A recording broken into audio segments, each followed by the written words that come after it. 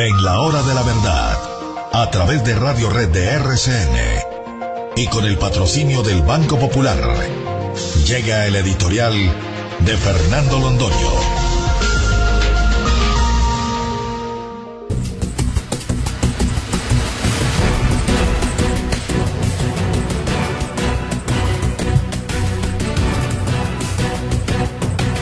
La contradicción política ha llegado a unos niveles que plantean un contradictorio insoluble. Esto tiene que dirimirse en las urnas porque son dos concepciones del mundo completamente opuestas. Hoy en el diario El Tiempo publicamos, gracias a la hospitalidad que ese diario nos brinda, un artículo que se llama Santos, refiriéndonos por supuesto al presidente de la República y su tono moral, o el tono moral de Santos. Y es una cuestión irredimible, aparentemente de poca monta y en la realidad insuperable, porque el Centro Democrático representa un tono moral completamente distinto. En la mañana de ayer, al final de la mañana de ayer, fueron asesinados otros 3 policías en la costa pacífica, en Iscuandé, en el norte y en los límites entre Nariño y el Cauca. Una bomba mató 3 policías, otros 3 fueron heridos, 4 civiles quedaron heridos, obra de las FARC. En un sitio llamado Olaya Herrera, en la ruta del narcotráfico de las FARC, fueron heridos 6 infantes de marina. Ni una noticia ni la otra fue recibida por los diarios de la mermelada, por los canales de televisión, por la radio de la mermelada, porque hay una consigna que es callar y callar y callar, para que no se noten las atrocidades de las FARC. Hace unos minutos Paloma Valencia, la senadora que dará tanto que hablar en la política colombiana, nos contaba que en las elecciones del 9 de marzo ese día fue descubierto y desmantelado un nuevo carro bomba en Insá. En Insá fue donde estos verdugos del pueblo colombiano pusieron una bomba en la plaza de mercado y asesinaron unas personas, aterrorizaron el pueblo. Le iban a repetir la dosis con un carro bomba. Tampoco hubo una sola palabra sobre el tema de Insá. La cuestión no es de inadvertencia periodística, es una decisión razonada y consciente que busca ocultar los crímenes de las FARC para hacer posible el acuerdo que vendrá sobre ellas y consistirá fundamentalmente en la impunidad de todos sus delitos, en el otorgamiento de un número muy importante de curules en el Parlamento o en la conformación de una Asamblea Nacional Constituyente donde tengan todas las ventajas para entregarles el país. Porque de lo que se trata en eso, de esa contradicción moral que es insoluble, es irredimible, eso no tiene concesión posible ni de parte nuestra puede haber una renuncia, porque el valor de la vida humana está por encima de toda consideración. Nos nutrimos de una tradición judeocristiana y particularmente cristiana, de una filosofía aristotélica tomista, donde el hombre es la medida de todas las cosas y un ser humano, uno, vale más que todo lo que hay en el resto de la creación, porque es hecho a imagen y semejanza de Dios y porque encarna unos valores trascendentes que superan toda la materia existente. Y, por supuesto, está por encima de todos los intereses y de todos los caprichos del momento.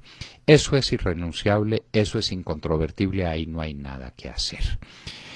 Las FARC siguen trabajando en Cuba la debilidad del presidente Santos, que se les entregó hace tiempo. Si uno no sabe cuánto es debilidad y qué otra parte haya de interés político, y que las andanzas de su hermano Enrique con tiro fijo cuando era joven y sus veleidades comunistas no hayan contaminado irreparablemente a su hermano, que ha ocultado estas aficiones y estas tendencias, como ha ocultado tantas cosas. Nos ocultó el proceso de paz que tenía con las FARC durante 2 años y no le dio pena, no le dio vergüenza. Cuando fue sorprendido simplemente la reveló y dijo, sí, yo estaba conversando con las FARC desde hacía tiempos. ¿Y qué? ¿Y qué? Y aquí estoy. Esa es la actitud del jugador de póker desvergonzado, para el cual mentir es una parte de su técnica. No es un valor negativo, sino que, insistimos, es una parte esencial de ese juego de cañeros. Aquí estamos, pues, en unas contradicciones irredimibles. Y nos sorprende muy positivamente que vamos estando en coincidencia con personas de quienes no podía esperarse menos. En este instante estamos viendo un Twitter de Carlos Fernando Galán, hijo de Luis Carlos Galán, donde dice que lo que pasó en el sur del país, en el departamento de Nariño, con el asesinato en Tumaco, con el asesinato de los 2 policías, merece esta calificación, y la pongo entre comillas: cobarde, vil la tortura y asesinato de 2 policías en Nariño. Si las FARC no entregan responsables y piden perdón, debería suspenderse la negociación. Carlos Fernando Galán. Empezamos a coincidir con personas que pueden militar o podían militar en otros partidos y en otros grupos, pero hay unos acuerdos sobre lo fundamental. Yo no hubiera podido esperar otra cosa distinta de un hijo de Luis Carlos Galán, de mi amigo entrañable y de mi compañero de tantas luchas desde vertientes opuestas, él liberal, yo conservador de entonces, pero con una coincidencia plena en los valores de la democracia, de la libertad, del respeto al ser humano. Luis Carlos se hizo matar por defender el país de la mafia. Sus hijos no podían guardar silencio cuando la mafia se está tomando otra vez al país. Entonces, queridos oyentes, esta nota editorial se sustrae a lo siguiente. Aquí hay unas contradicciones insolubles con el presidente Santos y con su tono moral, y que vamos a ir conformando un grupo de colombianos.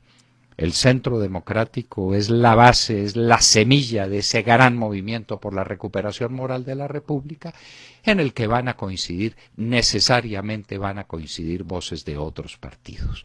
Hace unos días escuchábamos la de Aurelio Iragorri Ormaza, el padre del ministro del Interior y de Justicia, quien desde el Parlamento dijo que debían suspenderse los diálogos de La Habana a raíz del asesinato a garrotazos y degollados de 2 policías.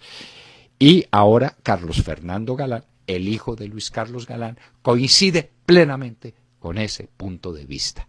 Ahí la contradicción es irremediable. Los diálogos de La Habana deben terminar y deben continuar cuando haya una garantía absoluta, que es lo que está pidiendo Oscar Iván Zuluaga, la garantía absoluta de que no habrá más actos de terrorismo contra colombianos humildes o contra colombianos encumbrados, que todos son uno, porque vale lo mismo el más encumbrado de los colombianos que el más humilde de todos ellos.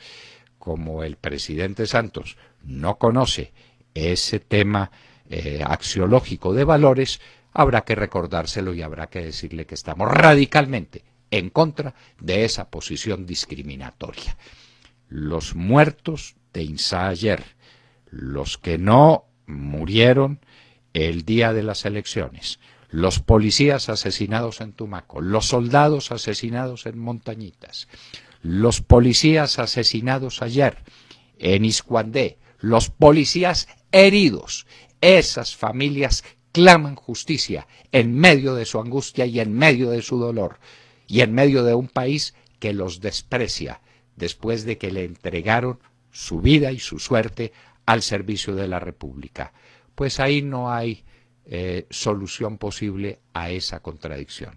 Estamos en medio de una contradicción política fundado en una distinta valoración moral, la valoración del hombre, de su significación, del valor de la seguridad como valor fundante, de lo que significa la justicia, que es un valor de generalidad y de alteridad.